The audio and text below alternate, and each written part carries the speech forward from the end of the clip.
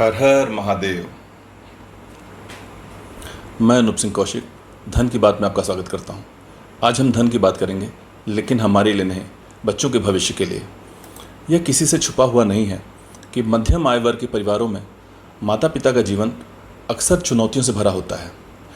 परिवार की वर्तमान और भविष्य की ज़रूरतों को पूरा करने के लिए वे लगातार मेहनत और संघर्ष करते हैं, लेकिन फिर भी अक्सर वे आर्थिक दबाव और तनाव का सामना करते हैं। हर माता पिता अपने बच्चों को एक बेहतर भविष्य देना चाहते हैं। बच्चे अच्छी शिक्षा प्राप्त करें और एक अच्छा जीवन जी सकें, उसके लिए माता पिता अपनी सभी इच्छाओं को त्यागने के लिए हमेशा तैयार रहते हैं। अक्सर वे अपने शारीरिक और मानसिक स्वास्थ्य की चिंता किए बिना लगातार काम करते हैं, जिसका उनके स्वास्थ्य पर बुरा प्रभाव पड़ सकता है, लेकिन उनके पास लगातार काम करके पैसा कमाने के अलावा कोई विकल्प नहीं होता है। दरअसल मध्यम आय वर्ग के लोगों के पास आमतौर पर कोई मजबूत वित्तीय सुरक्षा कवर नहीं होता है, जिससे कोई भी अचानक आने वाली समस्या जैसे कोई बीमारी, दुर्घटना या नौकरी छूट जाना उनके लिए बड़ी मुसीबत बन जाता है। सीमित आय और बढ़ते खर्चों के कारण वे ना तो अपनी वर्तमान ज़रूरतों को मन मुताबिक पूरा कर पाते हैं और न ही भविष्य के लिए कोई बड़ी बचत कर पाते हैं। खासतौर पर वृद्धावस्था में आर्थिक सुरक्षा के लिए आवश्यक फंड और पेंशन की चिंता भी उन्हें लगातार परेशान करती रहती है। सोचिए कि आजकल की प्रतिस्पर्धा, आर्थिक अनिश्चितता और तनावपूर्ण जीवन शैली ने जब अभी लोगों के मानसिक और शारीरिक स्वास्थ्य पर इतना गहरा प्रभाव डाला है, तो बच्चों का भविष्य कैसा होगा। माता पिता ने भले ही अपना जीवन आर्थिक असुरक्षा और वित्तीय तनाव में बिताया हो, लेकिन वे कभी नहीं चाहेंगे कि उनका बच्चा भी अपनी सारी जिंदगी आर्थिक अनिश्चितता और वित्तीय तनाव में गुजारे। कल्पना कीजिए एक दुनिया जहां आपका बच्चा आर्थिक असुरक्षा और वित्तीय चिंताओं से मुक्त हो। एक ऐसी दुनिया जहां वह सिर्फ अपनी ज़रूरतों को पूरा करने के लिए पैसा कमाने की चिंता से मुक्त होकर अपनी पसंद का काम करने और अपने जुनून का पीछा करने के लिए स्वतंत्र हो। एक ऐसी दुनिया जहां वह वृद्धावस्था में आर्थिक सुरक्षा की चिंता किए बिना एक सुविधा संपन्न और सुखमय जीवन जी सके। क्या ऐसी दुनिया संभव है? हाँ, निश्चित रूप से संभव है, और इसके लिए माता पिता को कुछ बहुत बड़ा करने की जरूरत नहीं है। माता पिता द्वारा बस समय पर शुरू किया गया एक छोटा सा निवेश बच्चों के आर्थिक भविष्य को सुरक्षित कर सकता है। क्या आपने एनपीएस वात्सल्य योजना के बारे में सुना है? आइए सरकार द्वारा अभी 3 दिन पहले ही शुरू की गई इस नई योजना के बारे में जानने का प्रयास करते हैं। दरअसल यह योजना विशेष रूप से बच्चों के भविष्य को ध्यान में रखकर बनाई गई है। जैसा कि इस योजना का नाम है एनपीएस वात्सल्य योजना, यानी कि एक सरकारी पेंशन योजना खास तौर पर वात्सल्य यानी कि बच्चों के भविष्य को सुरक्षित करने के लिए बनाई गई है। कुछ बदलावों के साथ यह योजना वयस्कों के लिए चल रही एनपीएस योजना जैसी ही है, जो पीएफआरडीए यानी pension fund regulatory and development authority द्वारा संचालित होती है। इस योजना में माता पिता अपने 18 वर्ष से कम उम्र के बच्चे के नाम पर एक पेंशन खाता खोल सकते हैं। योजना के तहत साल में न्यूनतम 1000 रुपये के इन्वेस्टमेंट से शुरुआत की जा सकती है और इसमें अधिकतम निवेश की कोई सीमा नहीं है।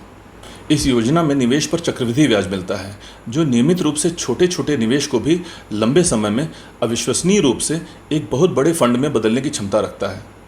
अब इसे एक उदाहरण से समझते हैं। मान लीजिए कोई अपने नवजात बच्चे के लिए एनपीएस वात्सल्य योजना में हर महीने 1000 रुपये का निवेश करता है।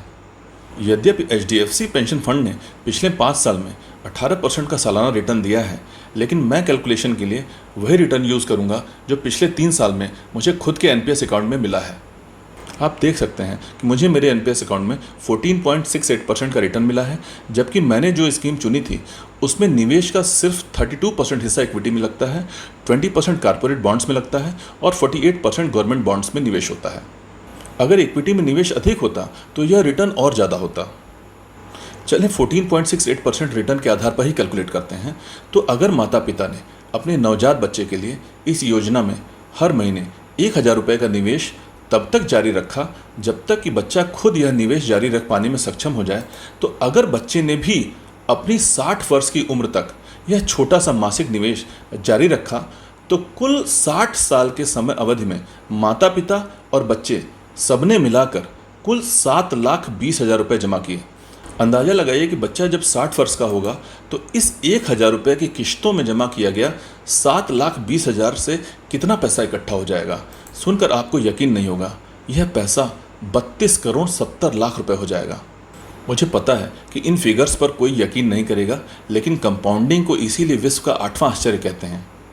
हम बीमा वाले लोग हैं, हमारा फील्ड में तमाम ऐसे लोगों से सामना होता है जो कहते हैं कि हमें बीमा नहीं लेना, हमें मरने के बाद मिलने वाले बीमा के पैसे में कोई इंटरेस्ट नहीं है। तो अगर वैसा ही कोई मिले जो बोले कि अरे इसमें पैसा 60 साल की उम्र के बाद मिलेगा, तब तक न जाने क्या हो, तो ऐसे लोगों के लिए 18 वर्ष से 60 वर्ष के बीच इस अकाउंट में जमा कुल धनराशि का 20% निकालने का विकल्प उपलब्ध होगा।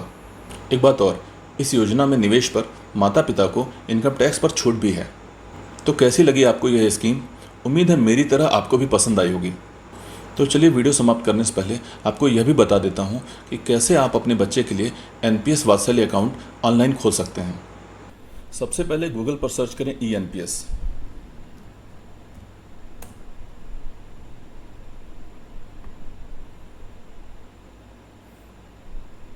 एनपीएस की वेबसाइट खुल जाएगी। वेबसाइट पेज को स्क्रॉल करते हुए नीचे लाएंगे तो वहां आपको एनपीएस वात्सल्य माइनर्स का विकल्प दिखेगा। ये देखें,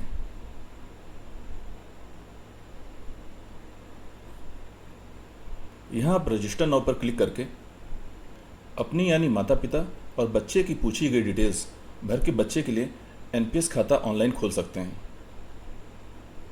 खाता खोलने की ऑनलाइन प्रक्रिया के दौरान एक जगह आपसे एनपीएस अकाउंट के लिए 11 में से किसी एक पेंशन फंड मैनेजर चुनने का विकल्प आएगा। आप अपनी जानकारी के आधार पर किसी एक को चुन सकते हैं। मैंने बेटी के अकाउंट के लिए HDFC पेंशन मैनेजमेंट कंपनी को चुना है। एनपीएस के टोटल AUM का सबसे बड़ा हिस्सा HDFC द्वारा ही मैनेज किया जा रहा है और इसकी परफॉर्मेंस भी अच्छी है। एक बार फंड मैनेजर चुन लेंगे तो 3 इन्वेस्टमेंट ऑप्शंस में से कोई एक चुनने का विकल्प आएगा। पहला है एग्रेसिव ऑटो चॉइस।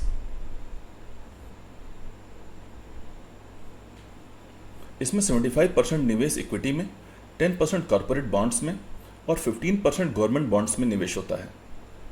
दूसरा विकल्प मॉडरेट ऑटो चॉइस है। इसमें 50% निवेश इक्विटी में, 30% कॉर्पोरेट बॉन्ड्स में और 20% गवर्नमेंट बॉन्ड्स में होता है। और तीसरा विकल्प कंजर्वेटिव ऑटो चॉइस है। इसमें 25% निवेश इक्विटी में, 45% कॉर्पोरेट बॉन्ड्स में और 30% गवर्नमेंट बॉन्ड्स में होता है। निवेश में इक्विटी का हिस्सा जितना अधिक होगा, रिटर्न से जुड़ा रिस्क फैक्टर भी उतना अधिक होगा, लेकिन तुलनात्मक रूप से रिटर्न्स ज़्यादा मिलने की संभावना भी अधिक होगी। मैंने पहला इन्वेस्टमेंट ऑप्शन चुना, यानी कि एग्रेसिव ऑटो चॉइस, जिसमें सबसे अधिक 75% निवेश इक्विटी में होता है। इस पेज पर आप कंट्रीब्यूशन अमाउंट मेंशन करेंगे, यानी जितने शुरुआती अमाउंट से एनपीएस खाता खोलना चाहते हैं वो यहाँ मेंशन करेंगे। आगे ऑनलाइन पेमेंट प्रोसेस के विकल्प आएंगे, जिससे पेमेंट प्रोसेस कंप्लीट करना होगा। पेमेंट कंप्लीट हो जाने पर ऐसी पेमेंट कंप्लीशन कंफर्मेशन मिलेगी और साथ ही में परमानेंट रिटायरमेंट अकाउंट नंबर, जिसे प्रैन भी कहा जाता है, वो मिल जाता है। यहाँ प्रिंट पेमेंट रिसीट पर क्लिक करके ऑनलाइन पेमेंट की रिसीट भी प्राप्त की जा सकती है। यह है ऑनलाइन पेमेंट रिसीट। और इसी के साथ बच्चे के लिए एनपीएस वात्सल्य अकाउंट खुलने का प्रोसेस पूरा होता है। उम्मीद है बच्चों के भविष्य के लिए यह योजना आपको पसंद आई होगी। वीडियो में अंत तक बने रहने के लिए बहुत बहुत धन्यवाद। अब एक गाने की लाइन के साथ यह वीडियो यहीं समाप्त करते हैं। नमस्ते। तू मेरी जिंदगी है, तो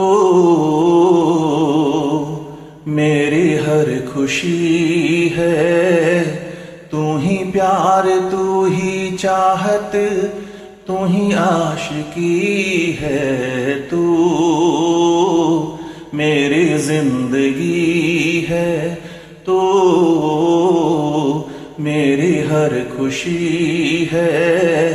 तू ही प्यार, तू ही चाहत, तू ही आशिकी है। तू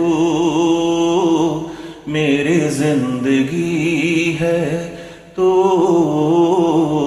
मेरी हर खुशी है।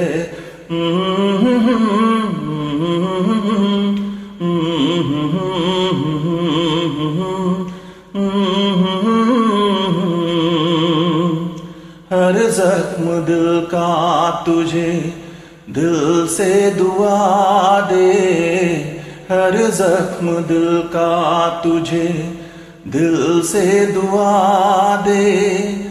खुशियाँ तुझे गम सारे मुझको खुदा दे। तुझको भुला ना पाया मेरी बेबसी है तू, मेरी जिंदगी है तू, मेरी हर खुशी है। तू ही प्यार, तू ही चाहत, तू ही आशिकी है तू, मेरी जिंदगी है।